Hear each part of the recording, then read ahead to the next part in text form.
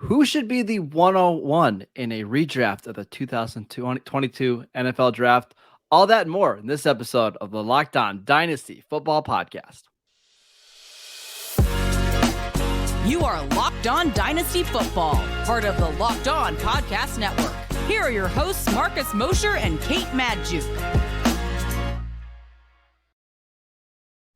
Welcome back to the Locked On Dynasty Podcast, part of the Locked On Dynasty or Locked On Podcast Network. Thank you for tuning in. I'd like to thank you for making us your first listen of the day. Today's show is presented by our friends at Prize Picks. Prize Picks is so much fun and it's so easy to play. No competing against other players. It's just you versus the projections available.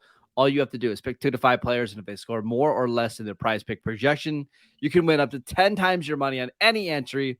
It can take less than 60 seconds to enter. It's that easy. We love Prize Picks, and we know that you will too. First-time users can receive a 100% instant deposit match up to $100 with promo code Locked On. That is prizepicks.com, promo code Locked On. I am Marcus Mosher. You can follow me on Twitter at Marcus_Mosher. She is Kate Magdziuk. Follow her on Twitter at FFBallblast. Kate, what's going on today? Nothing, Marcus. I think we're in an interesting spot in the season, right? Like, we have so much information. We've seen a lot of really, really solid play from the 2022 class. So I said, how would we draft these players, knowing what we know now, knowing the Breece Hall injury? Yeah. So we got to do it. We gotta do it. We gotta draft. We gotta see. In hindsight, it's always 2020, right? But that's never the case in Dynasty. So I'm very excited to see what we can come up with today. Standard PPR league. We're going to do non-super flex, make it pretty easy. Kate, you are going to have the first pick. I will go next, so on and so forth. So without further ado, the first pick, 101 in the 2022 NFL redraft is Chris Olave. Oh, a shocker to start. Okay, go ahead. Shocker to start. And this is a big turning point for me, Marcus, because I was all about Drake London as wide receiver 1 in this class. But what we've seen from Chris Olave is just like too incredible to ignore. I mean, the man ranks 9th in receiving yards, has 3 touchdowns on the season, just looks like an absolute professional wide receiver. Like, there was not a single beat skipped. I think, we're at this tipping point in the season where we're seeing, obviously Garrett Wilson's crushing it.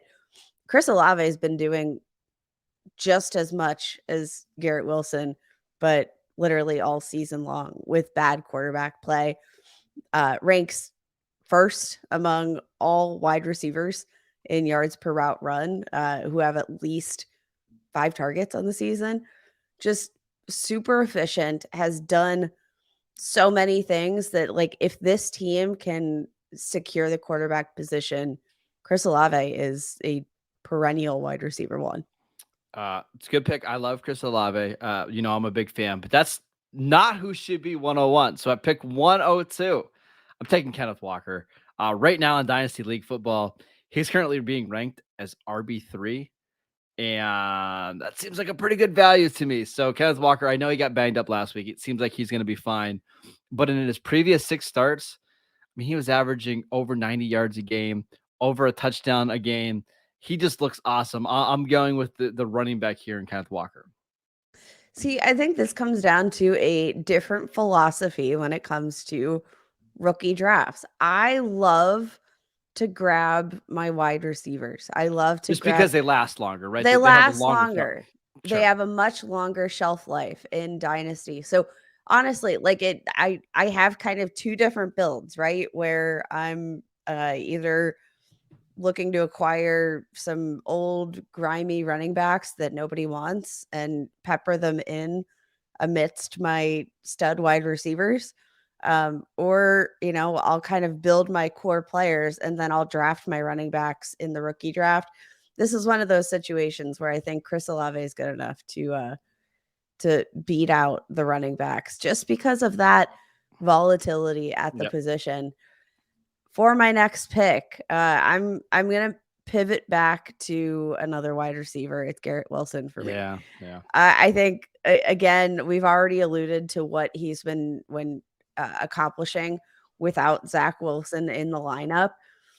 I think that's the sign of things to come. It's not like we have, Patrick Mahomes throwing to Garrett Wilson at this point. It's Mike White, he's been balling. All right. He's been balling, but he's still not Patrick Mahomes. But I No. mean, 5 games of 90 or more yards this season, 2 games of 2 touchdowns. Like he's a big grown Yeah. man wide receiver, and Can I just say, not pro ready. if I wasn't going to take Kenneth Walker, that would have been my next pick, and I was really struggling between the two. So, in fact, when we first started this, I was going to take Garrett Wilson at 1, and then I decided to take the running back.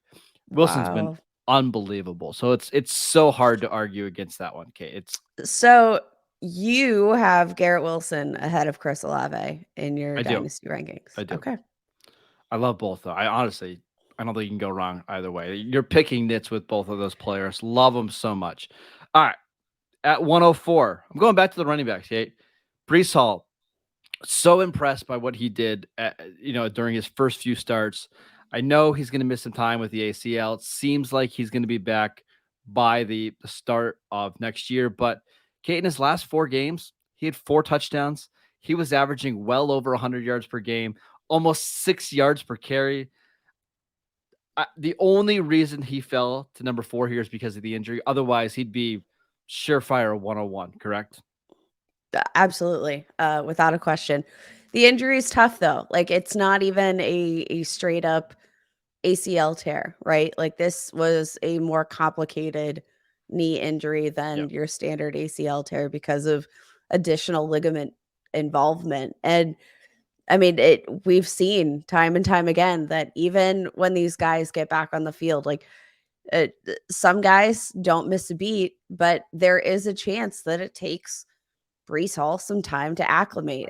And with the, talent that they have in Michael Carter, they just have fallen in love with Zonovan Knight. Like, this is an offense that I think has other options where they don't need to force it right now for Breece Hall. It could be a long return back. All right. I feel like the first 4 picks, the order might have been a little bit different, but I think those are the 4 names, right? Chris Olave, Kenneth Walker, Garrett Wilson, Breece Hall. After those 4, it's going to get interesting. I can't wait to get to pick 105, which is you, Kate. But before we do that, I want to let you know that this episode is brought to you by Audible. Audible is releasing a slate of new football podcasts that we are sure you're going to love. That's why you are able to find a sneak peek of Block Forever available on Locked On NFL right now. Block Forever is a brand new football podcast from former NFL All-Pro Ryan Khalil and Audible. Khalil takes the conversation about football to the next level. He gives football fans an insider's look at the game through the eyes of the greatest players and personalities of all time. You'll hear Khalil sit down with Christian McCaffrey to discuss his love-hate with fantasy football. You'll hear Juju Smith-Schuster give his most honest opinions on other players and positions in the league. New episodes of Block Forever will be recorded and released every week ahead of Thursday Night Football. Ryan has some fantastic guests that will talk about player psyches, playing through pain, being a later, how to deal with social media, and so much more. Available for free on Audible or wherever you get your podcast. Head over to Locked On NFL for a sneak peek of Block Forever, or catch the full series available anywhere you get your podcast, available everywhere right now. Audible, get in the game. All right, Kate, you are up with pick 105. All right. This is where I finally pivot back to the running back position.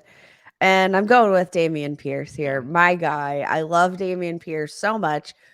And the last 3 weeks have been absolutely brutal. I don't know that it's even going to get much better with the upcoming schedule. So cooling it on Dameon Pierce, but let's look at what he did leading up to week 10, let's say.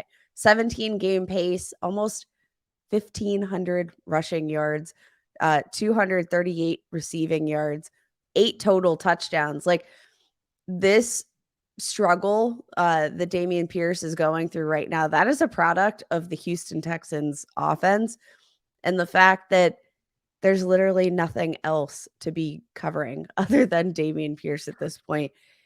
Prior to that sort of like glass shatter moment, Dameon Pierce looked like an absolute stud. He looked like exactly what we wanted out of Breece Hall. He looked like exactly what we wanted out of Kenneth Walker. And I still think for as much he's struggled, really hard to find a running back with as much upside that maybe you could buy at a discount right now. He's just as good as those other guys. The situation's just not great, right? That's But really all it is. imagine this team is going to have the number 1 overall pick, Marcus. You get a CJ Stroud, you get a Bryce Young, you get somebody in there to provide spark back into Yep. this offense. And suddenly this could be a new team. Like we've already seen splashes on defense. We've seen it, like pieces on the offensive line. Like I think they have a lot of these different pieces that they can throw together. The thing that's missing is a quarterback and some talent at receiver, and Yep.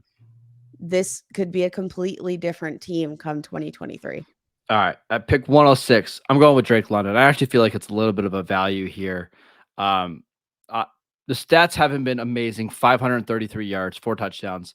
I do think he's played better over the last few weeks. I thought he looked really good against Pittsburgh last week, even despite the quarterback not playing particularly well.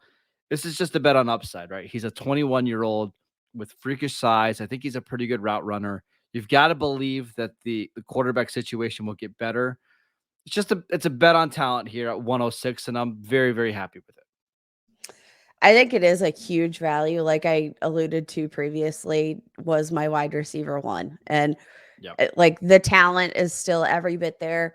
The concerns for me with Drake London do not come from Drake London. It comes from Arthur Smith. It comes from the ability to disappear that we've seen so far if things aren't right at the quarterback position. But Drake London, just 21 years old. He's an absolute monster, 6'4", 219, and doesn't move like it. Like moves No, like a guy. I've been impressed by him. I really have been.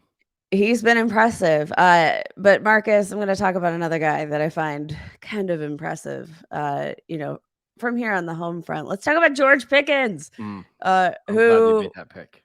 Yeah, I'm. Did I like alleviate your soul from having to make that pick? Well, yes, because you left a player that I wanted, so this is perfect. Thank you. Oh no. Okay, so George Pickens, I've just been so impressed. And again, this comes back to the playmaking ability, even despite the fact that this is not a productive offense. Like we've seen a lot of ups and downs from Kenny Pickett. The stat line, even from Kenny Pick or from George Pickens. Oh my gosh, I'm doing what all the announcers do.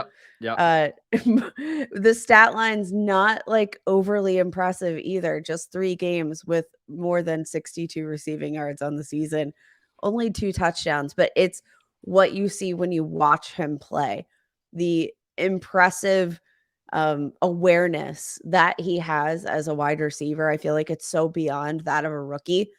Like the awareness on even position, like where is he in relation to the sideline? Like I feel like there's so many aspects to George Pickens' game right now that lend itself to a much older and wiser wide receiver. And if they figure it out on offense, this is going to be a guy that's going to be impossible to beat. All right, so just to recap, we've got Chris Olave at 1, Kenneth Walker at 2, Garrett Wilson at 3, Breece Hall at 4, Dameon Pierce at 5. I took Drake London at 106. You took George Pickens at 107, and then the steal of the draft at pick 108, Christian Watson. I debated taking him ahead of Drake London just because we've already seen the production. I mean, it's absolutely insane. Last 4 games, Kate, he's scored 8 touchdowns, averaging 90 yards a game. I don't know what more to say about him at this point. He's got all the physical talent. He's in an offense that's giving him touches. Seems like Aaron Rodgers is coming back. The only thing that's a little bit concerning is some of the injury stuff, but we've seen that the Packers want to get him involved. Uh, they talked about the Bills game and the Lions game, like he was going to be a big part of their offense back in those games. I'm shocked that he fell to this point. I think he's been absolutely amazing this year, absolutely incredible. And you're getting him here at pick 108. That's just too good to pass up. When you look at like some historical comps for stretch runs like this, 4-game stretch runs, it's like Martavis Bryant, it's Randy Moss, it's just absolutely shocking how good Christian Watson has been, and to get him at this stage in the draft, I just think it's a huge steal. I just think it's an absolutely monster steal at pick 108, and I couldn't be more thrilled, Kate. So I want your thoughts on Christian Watson before we head out. All right. I've said it before. I love Christian Watson. I love the athleticism. I love the traits, right?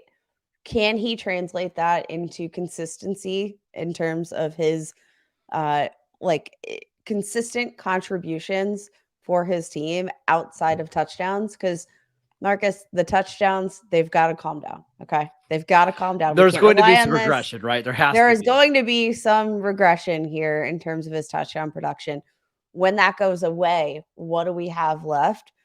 That part is the part that I'm not 100% sold on. And the question marks surrounding Aaron Rodgers, where is he at in his career? Like, what is his future with this team? What does this entire unit look like moving forward? I don't know. And that's what bumps Christian Watson down these ranks for me. But it's certainly a value pick considering upside. He has averaged over 90 yards a game in the last 6 weeks or 5 weeks. So at least he's starting to be more involved in the offense. So listen, at 108, I'm in. It's a worthwhile risk for me. I'm willing to take a chance there. I would have taken him over George Pickens, to be honest. So I've got more faith in his ability to produce touchdowns. So, all right, we've got 4 picks left. But before we do that, we want to let you know that this episode is brought to you by Bet Online. BetOnline.net is your number one source for sports betting info, stats, news, and analysis. Get the latest odds and trends for every professional and amateur league out there. From football to basketball to soccer and esports, they've got it all at betonline.net. And if you love sports podcasts, and we know that you do because you're listening to this one right now, they've had those as well. They've got a ton of those that are up on the site right now. They're always the fastest and the easiest way to get in your betting fix. Head to the website today or use your mobile device to learn more. Bet Online, where the game starts. We also want to let you know that this podcast is brought to you by Built Bar. They've got so many great holiday protein bars out right now. They've got cookie dough topper. They've got the coconut brownie chunk. They've got the coconut brownie topper. Plus, they've got candy cane brownie. They've got puff Built bars out. My wife is a huge fan of the white chocolate peppermint granola. It's like their take on a granola bar. More filling, still insanely tasty. They are revolutionizing nutrition as we know it with 100% real chocolate, 17 grams of protein, and shockingly low sugar and calories, only 130 calories. Just to sink your teeth in that first bite, it'll change your life forever. We're not kidding. They have so many great new flavors out there that you need to go try. Just don't buy up the coconut brownie chunk because those are my favorite. Why don't you just save a little bit of those for me? You've got to try them. Get 15% off your order right now by using the promo code LOCKEDON15 at Built.com. Built. Try it now. All right, Kate. You have got the next pick, 109. Who are you going with? All right. This is, I think, the best value pick in the entire draft so far. It's Jameson Williams, right? Like, I feel like this is probably one of the highest upside picks that we can find without having to invest that high cost, because Jameson Williams, a complete and total unknown at the NFL level. But we've seen sparks, we've seen ability from this Lions offense to produce. And guess what? We saw 8 total offensive snaps out of Jameson Williams. Finally, just starting to slowly work back into this team and get acclimated. But I mean, what he did at Alabama, that is the kicker. Almost 1,600 receiving yards, 15 touchdowns after transferring in from Ohio State. Like Jamison Williams is dominant. He is a absolute speed demon.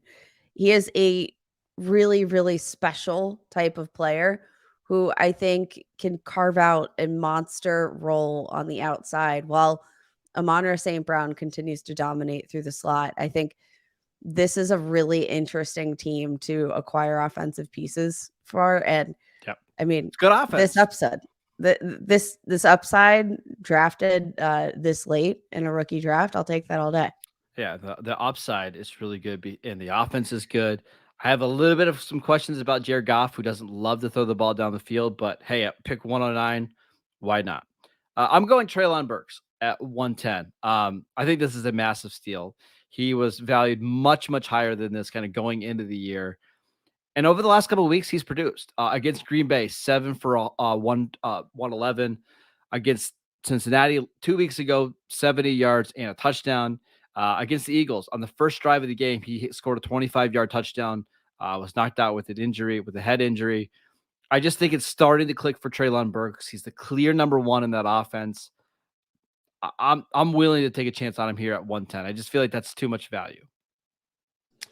I think that's totally fair, and I'm 100% really happy for you, Marcus, because that left me my next pick on the board still, which I think is very generous of you, and I'm very happy that you left this guy.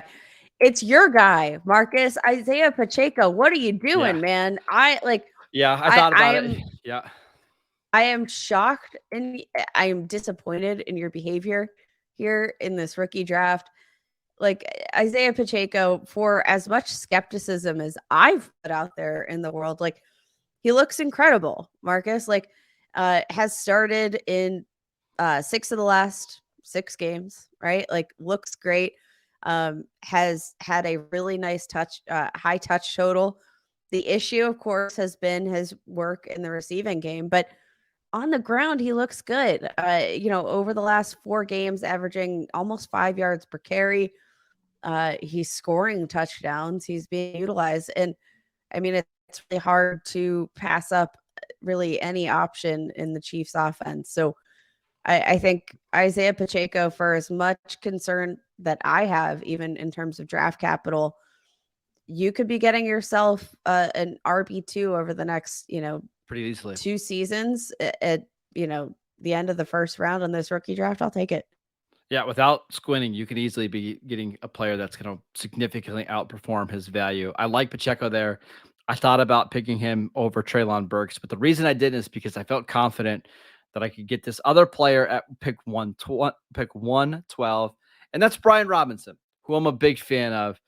Brian Robinson, since he's come back from the gunshot wound, since week 6, Kate, he's averaging over 17 carries a game for Washington. He's scored a couple touchdowns, still not really involved as a receiver, although it has gone up at least a little bit in the last 2 weeks. And I'm just really encouraged by how he's played. He's just a good player. Last 2 games, averaging over 100 yards rushing, averaging over 17 yards receiving. He's getting the goal line work. I just think this is an opportunity for him to, be a really strong RB2 based on volume. And if he starts getting a little bit more work in the passing game, maybe low-end RB1 stuff. Yeah, and I think what's really promising about Brian Robinson is that throughout this season, we've kind of seen that efficiency continue to trend up. It's like good. The trajectory for him is looking really, really solid in terms of his production and what he's able to do with the touches he's getting. Look, we knew he said straight from the go, like, I am not 100%. I'm still working back to being my full self. And we're starting to see what Brian Robinson can do. Obviously, the team loves him and they're committed to this guy. I'd love to see that role as a receiver start to expand, but and it doesn't need to expand a lot, right? Like it doesn't need to expand, but you need to pad it a little bit. Like he's done the last 2 weeks, Kate, right? Yes. 2 catches for 20 yards, 2 catches for 15 yards. Just do that. That's like the bare minimum. If he does that and he continues to get 17, 18 touches on the ground, he's going to be just fine. Yep. I 100% agree. Just to recap, Chris Olave, Kenneth Walker, Garrett Wilson, Breece Hall, Damian Pierce, Drake London, George Pickens, Christian Watson at 108 to steal the draft, Jameson Williams, 109, 110, Treylon Burks, Isaiah Pacheco, and then Brian Robinson, the last pick of the first round. Kate, I think you and I need to make a graphic and post this on Twitter to see who did better in our redraft of the 2022 rookies. I'm curious to see what the people think. I want to know what everybody's thoughts are. Did we leave somebody out? I think what the next couple of guys would be Jahan Dotson, maybe George, or maybe some Kenny Pickett if you're interested, James Cook, Romeo Doubs. Anybody else? Alec Pierce, of course. Rashad White. Yeah, second round, much better than I think we initially thought. So some real good players available there, Kate. James Cook, Tyler Algier. Like, there's a lot of interesting players, I think, in the second round. This is a really interesting draft class, and I think that there's going to be a lot of value in these players for a long time to come. All right, that is it for today's show. Thank you for making Locked On Dynasty your first listen. For your next listen, check out the Locked On Sports Today podcast, the biggest stories of the day, plus instant reactions, big game recaps, and the take of the day. Available on the Odyssey app, YouTube, and wherever you get your podcast. Okay, you and I will be back tomorrow to recap this awesome Raiders-Rams game on Thursday Night Football. Just kidding. If you don't want to watch it, I get it. I totally understand. It's going to be a pretty awful game. But you can follow the show wherever you get your podcast. Check Kate out on Twitter at FFBallBlast. I am at Marcus_Mosher. Enjoy Thursday Night Football. And we'll see you guys next time.